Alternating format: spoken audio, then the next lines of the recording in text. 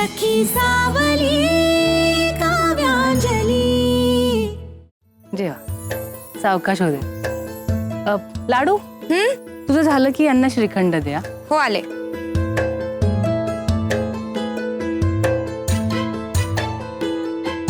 तुम्हाला काही या ना बसा।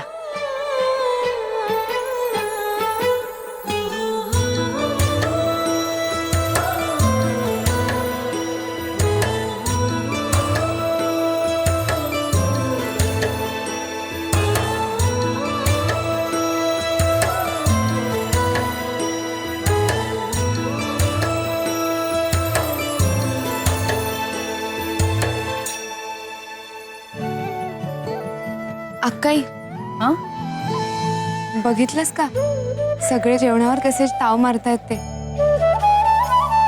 भाऊजींच्या ऑफिस मधल्या मित्रांनाही खूप आनंद झालेला दिसतोय। मला असं वाटतंय ना की स्वयंपाक उत्तम झालाय। देव करू आणि तसंच हो लाडू। आईंनी ना मला तू कर इतकंच सांगितलं होतं आणि मग आपण घाईघाईत हे सगळं केलं।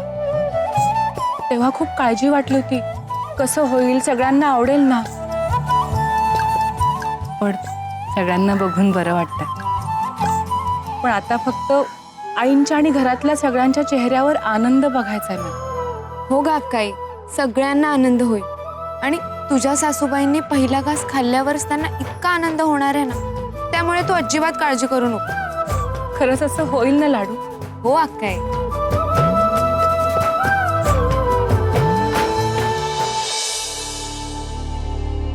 आलास तू? मी तुझीच वाट बघत होती। मी पूजेसाठी जी काही मेहनत घेतली आहे ना त्याच्या अप्रिसिएशनची वेळ आली आता। सगळे लोक जेवायला गेले तर बघ माझं कसं कौतुक होतं ते। खूप कौतुक होणार तुझं, मला तुझ्यावर पूर्ण कॉन्फिडन्स आहे। निघायचं? चल। अरे झालं तुमचं जेवण? हो हे काय आत्ताच। कसं वाटलं फूड? व्हेरी गुड, मस्त पोटभर जेवलंय। विश्वजित, हल्ली जेवणामध्ये ना मॉडर्न मेनू असतो आहे ना, पण तू लेटेस्ट ट्रेंड आणि आपली परंपरा याचं जे काही कॉम्बिनेशन केलंय ना ते खरंच ग्रेट आहे।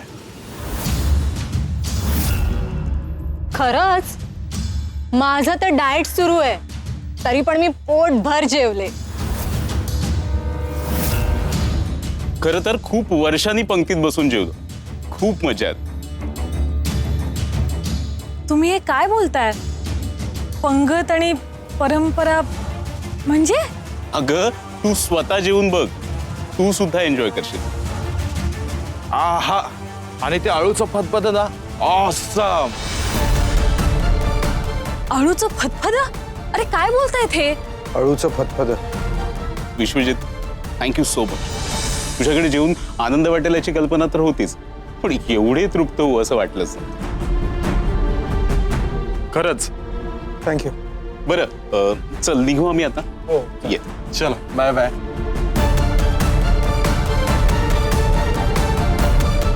चल बघूया।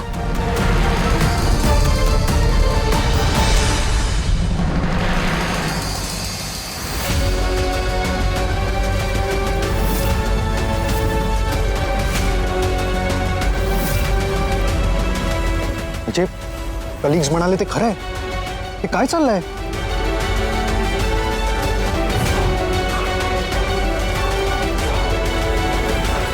हा मेनू कोणी चेंज केला?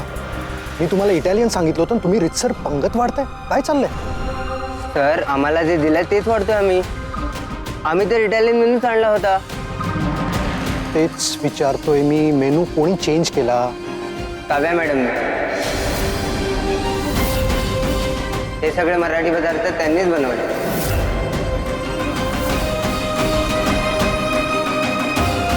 जात ग्रेट। म्हणजे मी सगळी जी मेहनत केली आहे ती सगळी वाया गेली। तुझं सगळं तुझ्या बायकोलाच करायचं होतं तर मला कशाला सांगितलं हे काम? हा, माझी चेष्टा करायला? दिस इज व्हेरी इन्सल्टिंग। मला हे जरा सुद्धा आवडलेलं नाहीये। श्रेष्ठा, अति वेळ आहे का हे सगळं बोलायची?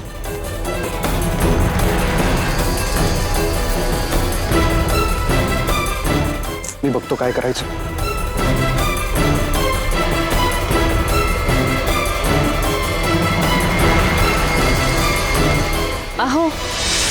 अहो ऐका ना, अहो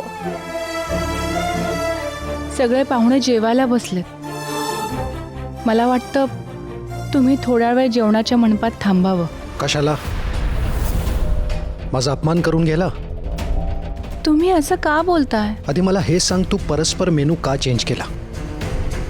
अहो त्या केटरिंगवाल्यांनी इटालियन मेनू आणला होता, तो पण 100 माणसांना पुरेल इतकाच. आणि आपल्या पाहुण्यांना ते आवडेलच असं नाही ना, म्हणून मग मी आणि लाडूनी सगळ्यांना पुरेल असं मराठमोळं जेवण बनवलं. अच्छा, म्हणजे सगळ्यांच्या आवडीनिवडी आता तू ठरवणार आहेस. जेवण जर कमी पडलं होतं तर मला सांगायचं ना, श्रेष्ठाशी बोलायचं. हे सगळं त्यांनी अरेंज केलं आहे ना. आणखी 50-100 माणसांचं जेवण अरेंज होऊ शकलं असतं. फक्त तुझ्या माहेरची माणसं नाही आहे तिथे, माझी माणसं आहेत, माझे कलिग्ज आहेत तिथे. हे असले पदार्थ बघून काय वाटलं असेल त्यांना? टिपिकल पदार्थ बघून एवढं मानाने त्यांना बोलवलं आणि जेवायला काय हे असं. आणि तुला एकदाही मला विचारावं असं. हॅलो विश्वजित. Hello sir. अरे तू इथे आहेस? आम्ही तुलाच शोधतोय. काय सर, काय हवं होतं का? मला जेवणाविषयी जरा तुझ्याशी बोलायचं होतं. रादर तुम्हा दोघांशी बोलायचं होतं.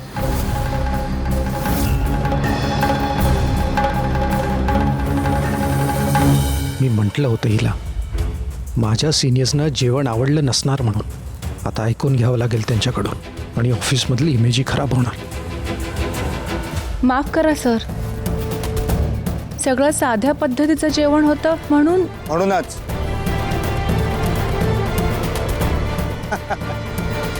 म्हणूनच ते आम्हाला खूप आवडलं.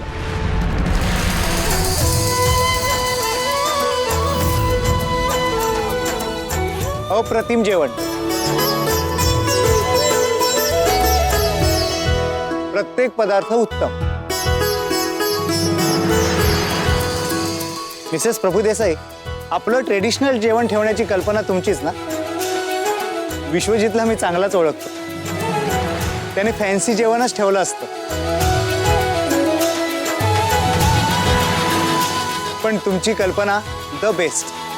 Thank you sir. थँक्यू तर आम्ही म्हणायला हवं तुम्हाला. प्रत्येक पदार्थ तुम्ही स्वतः केलाय हे मी ऐकलं. That's very nice. विश्वजित, तुला सुगरण बायको मिळाली. लकी आहेस तू.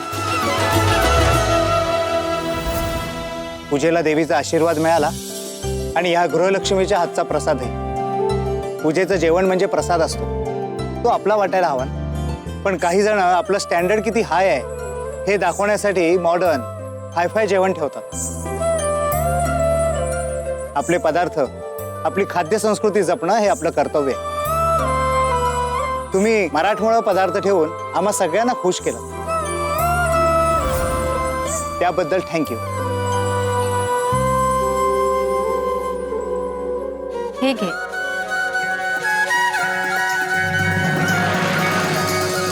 अगं आजच्या शुभ दिवशी तुला आशीर्वाद म्हणून देते. अहो नाही नाही, हे कशाला? मिसेस प्रभुदेसाई, तुमच्या कामाचं कौतुक आहे ते, नाही म्हणू नका. अहो पण नको. अहो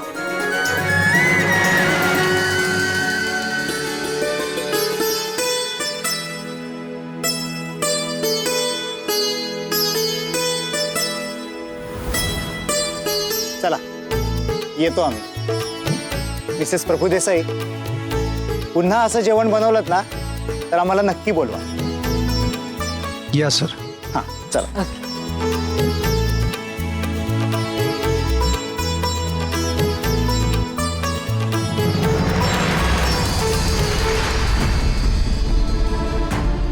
बघ, मी एवढे एफर्ट्स घेतले आणि कौतुक कोणाचं?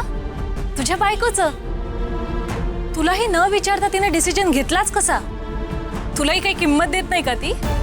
विशू, इथे काय करतोस? अगं, माझे सिनियर आहेत ना मिस्टर देशपांडे, त्यांना निरोप द्यायला आलो होतो. बरं बरं, आता पंक्तीकडे लक्ष दे जा. आणि हे बघ, पाहुणे बसलेत जेवायला, त्यांना काय हवं नको ते विचार, आग्रह कर. अरे यजमान आहेस ना तू. काव्यानी बनवलेला वरण भात, अळूचं फदफद, पापड बिपड, ह्या सगळ्याचा आग्रह करू मी? नाही जमणार मला. न जमण्यासारखं त्यात काय आहे? अरे पूजेचं जेवण आहे, प्रसाद आहे, ते वाढायला तुला लाज कसली वाटतेय? आई, मला आज लोकांना काहीतरी वेगळं जेव घालायचं होतं. माझी इच्छा म्हणून काहीच नाहीये का? कधीच नाही. आई, श्रेष्ठा यांनी ऑर्डर केलं होतं ते इटालियन जेवण. पूजेसाठी कोणी इटालियन जेवण मागवतात का रे? घरामध्ये 2-2 बायका असताना सगळी जबाबदारी तू हिच्यावर टाकलीस. मला मनापासून पटलं नव्हतं, तरी सुद्धा मी परवानगी दिली. आणि हिने काय केलं? अरे पूजेसाठी काही शास्त्र म्हणून असतं की नाही? आणि तू ग, हे असं काही ठरवण्याआधी तुला माझ्याशी किंवा काव्याशी काही बोलावंसं नाही वाटलं? तुझं तू स्वतःच ठरवलंस, आणि तेही चुकीचं.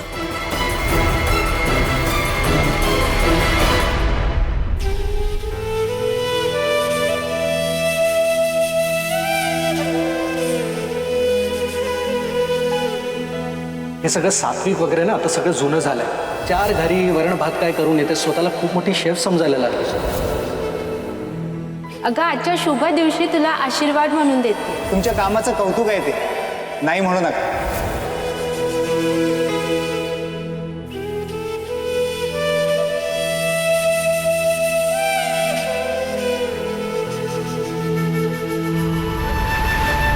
काकू, अहो आजकाल लोकांना इटालियन, चायनीज असंच खायला आवडतं. आणि विश्वजितचं स्टँडर्ड मेंटेन करण्यासाठी मी मागवलं ते. कसलं आलंय स्टँडर्ड? आमच्या घरामध्ये स्टँडर्ड पेक्षा रीतीला महत्व आहे.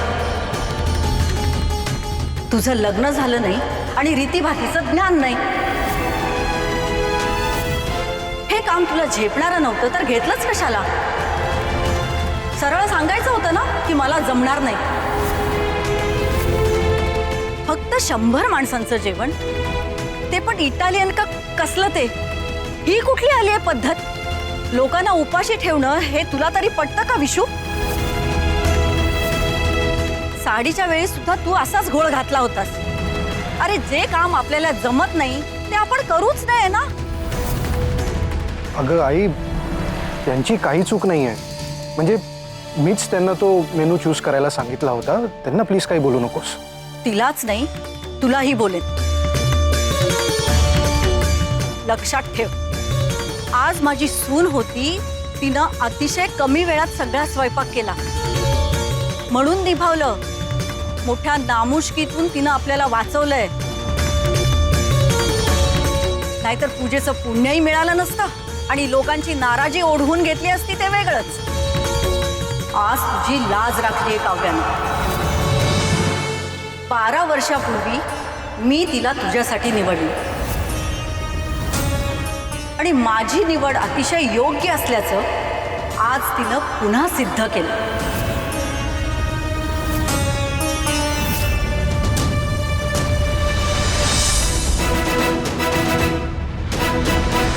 अंजली, अगं काव्या कुठे आहे?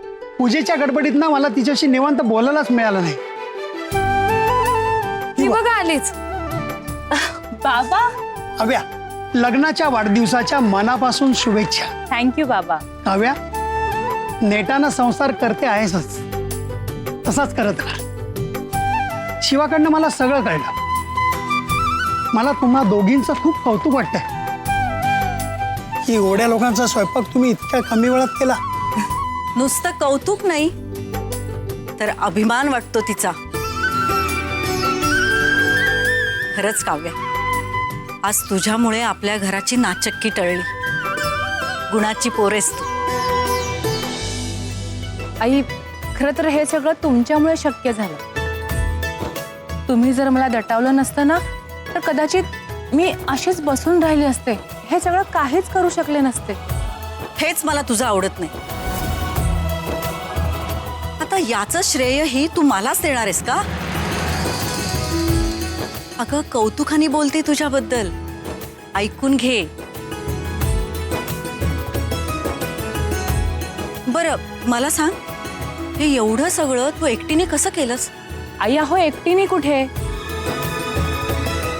ही आहे ना माझी सखी, ही होती माझ्या बरोबर.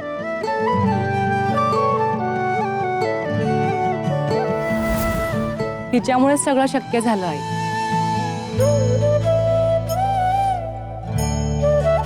खरं तर मी आधी खचूनच गेले होते आई. काय करावं, कसं करावं, काहीच सुचत नव्हतं. मग लाडूने मला धीर दिला. अगदी वाण सामान आणण्यापासून जेवण बनवेपर्यंत सगळ्यामध्येही माझ्या बरोबर होती. म्हणूनच सगळं वेळेमध्ये होऊ शकलं. ताई, काव्यासारखीच अंजली पण हुशार आहे. हो, अंजली नेहमी काव्यासोबत असते. काव्याची सावलीच आहे असं समज. आलेच मी. होय. बरं, मी काय म्हणतो, तुम्ही इथे जेवणाकडे बघा, मी पाहुण्यांकडे बघतो. हो बाबा, काही हवंय नको बघ.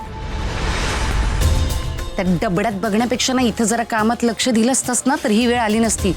बघितलंस ना अंजलीचं कौतुक झालं. अगं मधुराताईंना जर आवडली असतीस ना तू तर हा कार्यक्रम संपताना साखरपुडा झाला असता तुझा. पण आई, मला कुठे येतं हे सगळं? अरे मग शिक ना बाळा. आई, तू मला कधी कुकिंग करू दिलं नाहीस. अंजलीला शिक्षा म्हणून तिला सगळं करायला लावायचीस. मग मी कधी शिकणार? तुला ना उद्यापासून सरळ कामाला लावते बघ. जा आता 4 लोकांना वाढ. जा जा म्हणते ना, जा.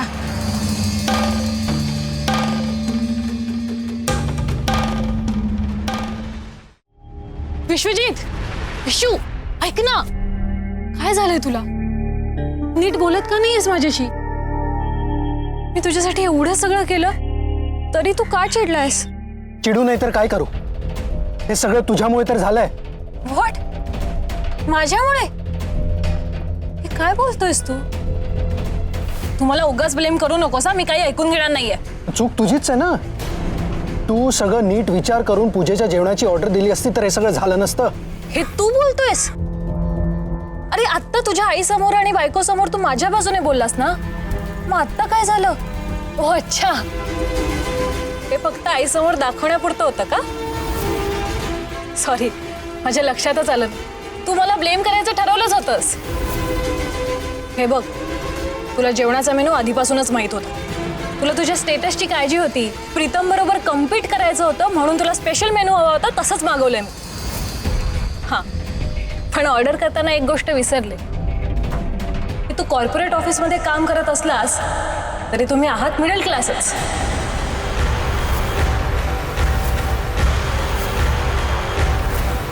मिडल क्लास कोणाला म्हणतेस का तू?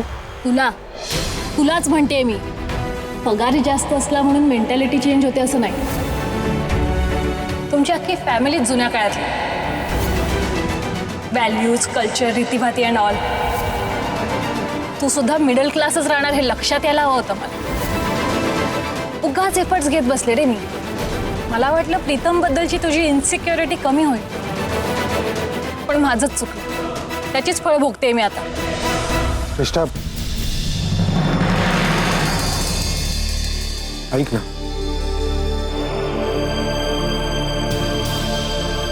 I am sorry. I am really very sorry.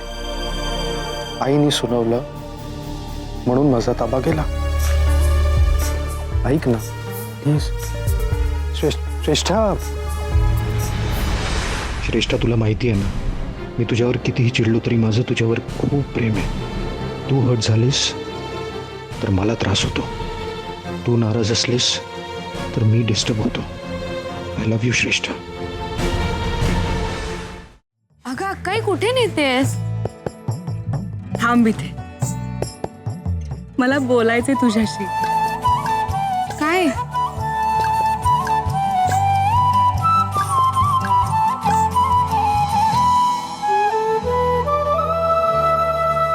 तू आज सकाळी माझी नजर काढलीस, पण खरं तर तुझी नजर काढायला हवी. आज माझं इतकं कौतुक होत आहे, मला आशीर्वाद मिळत आहे, ते फक्त तुझ्यामुळे लाडू. तुला माहितीये, यांचे ऑफिस मधले बॉस आहेत ना, त्यांच्या बायकोनी मला आशीर्वाद म्हणून हे पैसे दिले. हे घे, हे तू ठेव. अगं अक्का नको. अगं ठेव ना, तुझेच आहे, तुझ्या हक्काचे आहेत. अगं माझा आपला खारीचा वाटा होता आणि तसंही माझ्यावर तुझा हक्क आहे म्हणून हे पैसे तुझ्याकडेच असू दे. अगं खरं तर आपण परस्पर निर्णय घेतला. आपल्याकडे वेळच नव्हता कुणाला विचारण्याचा. मला खूप काळजी लागून राहिली होती की सगळ्यांना आवडेल ना, कसं होईल जेवण, आणि सगळ्यात जास्त याची उत्सुकता होती की आई काय म्हणतील, त्यांना आवडेल की नाही. पण त्यांनी सुद्धा भरभरून कौतुक केलं माझं. आणि त्या तुला माझी सावली म्हणाली. खूप छान वाटलं ग. आणि आहेसच तू माझी सावली. आणि तू माझा सूर्य आहेस आणि सूर्य असेल तरच सावलीला महत्व असतो ना.